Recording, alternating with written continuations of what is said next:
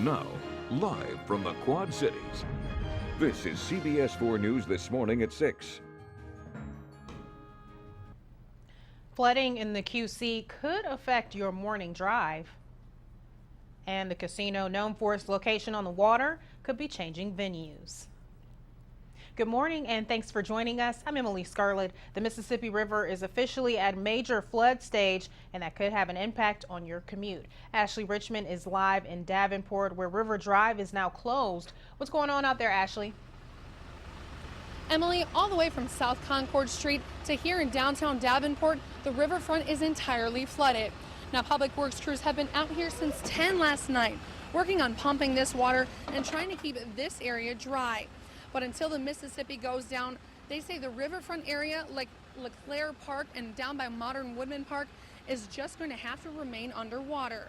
Now, yesterday, Public Works Director Mike Clark said the city's fight against flooding has reached a point of maturity, meaning recovery, cleanup, and preparation for even more flooding is in full force. Now, the city is trying to keep the river from going any further into the downtown, and they want to remind drivers that detours are in place for a reason, and that is safety. It can take 6 inches of rain or less to stall your car if you try to drive through these floodwaters, and more than 5 inches of rain came down this past Monday alone. Now, the detours in downtown Davenport and all over the Quad Cities have been causing backups this week. So if you normally take River Drive as part of your daily commute, the city recommends eastbound drivers head up 3rd Street and westbound drivers take 4th Street around the flooded area. But during the busy hours, even those routes might see some significant delays. So if you take an even more roundabout way, you could end up saving yourself more time in the end. And now with these power outages, we've also been seeing Davenport police want to recommend that if you come up to a stoplight and the stoplight is out, they want you to treat that like a 4-way intersection and just make sure you're always driving carefully and noticing what's around you. Reporting live in downtown Davenport, Ashley Richmond, CBS4 News This Morning.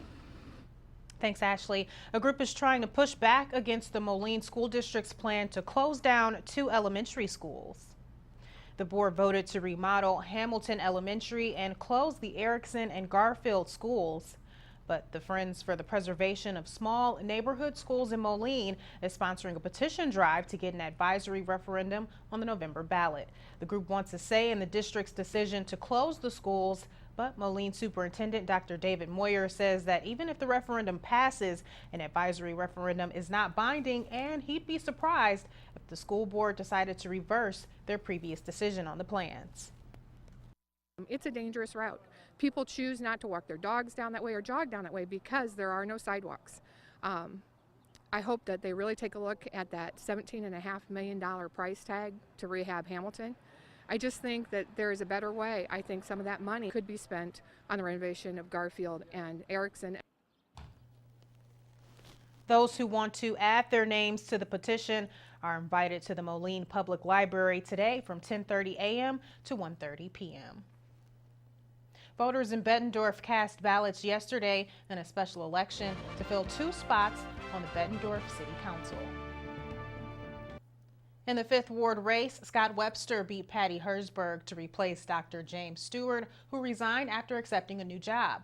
In the at-large race, Frank Baden beat 3 other candidates last night. He'll replace Lisa Brown, who recently married and is relocating. Long known as a casino on the water, the Isle of Capri may be getting its land legs. Chris Langlois has more on plans unveiled at Bettendorf City Council. We had no idea of what the actual project was going to look like. After months of development, the plans for a land-based casino made their first public appearance, drawing excitement from the mayor and the aldermen representing the Isle of Capri. The building was very impressive. All in all, it looks like they're going to make better use of their space. The new plan creates a nearly 70,000 square foot, 1-story gaming floor, complete with a new grand entrance and a dining area. The building would replace a courtyard and merge the hotels and banquet halls. The number of slots and tables would stay roughly the same as on the boat. Their capacity is going to be about the same as what they have currently. They'd have to go through the state of Iowa to get a change in their capacity. While a land-based casino could be an upgrade for the Isle of Capri, town officials are also hoping it'll be an upgrade for the riverfront area. I think it'd be a win-win situation. if they were to create some other opportunities for people to enjoy the riverfront. Even though the casino owns most of the surrounding land by the river, it could be a chance for further development, an image Alderman Maine is already picturing. Developments of restaurants and shopping and maybe some more green space. And with the current plan to sell the boat to another venue further downstream, the riverfront could be Bettendorf's newest venue. Chris Langlois, CBS4 News This Morning.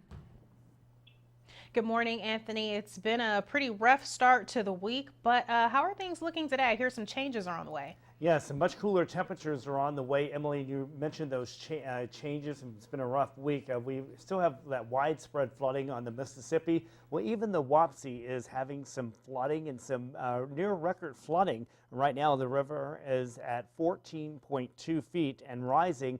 Flood stage on the Wapsie near DeWitt is at 11 feet.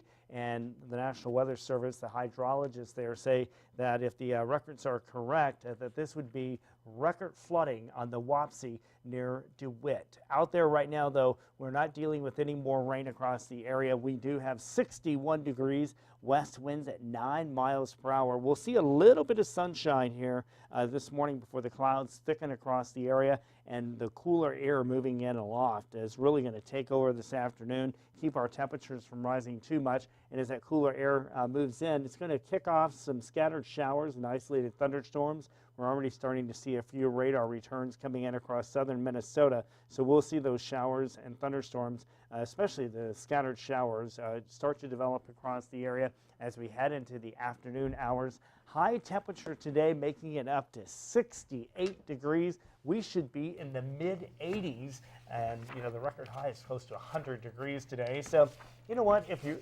wanted a little bit of a break from all the heat and humidity that we've been having, you're going to be getting it today. And I'm sure there will be a couple of people taking walks this evening that may even have a sweatshirt on or a jacket. It will feel pretty cool compared to the hot and humid weather that we've been seeing the last several days. And interestingly enough, we've had a lot of heat and humidity, but we have not reached 90 degrees yet officially so far this spring or summer season. But I know it's coming one of these days, just after the John Deere Classic. Yeah, that is hard to believe because there have been some hot days out there, but as you've mentioned before, those temperatures can be one place and it can feel a lot warmer because of that humidity. Yeah, the humidity definitely makes your body feel that it's warmer than it actually is, but you know what, 89's okay with me. Yeah, I'm okay with that too. I'm okay with the temperatures today too. Yes, I'm not complaining, not at all. All right, you mentioned the John Deere Classic. Our countdown continues. We've got a preview coming up next. Stay with us. You're watching CBS4 News this morning. The time now is 6:10. You're watching CBS4 News This Morning at 6 with Emily Scarlett and meteorologist Anthony Peoples. This is CBS4 News This Morning.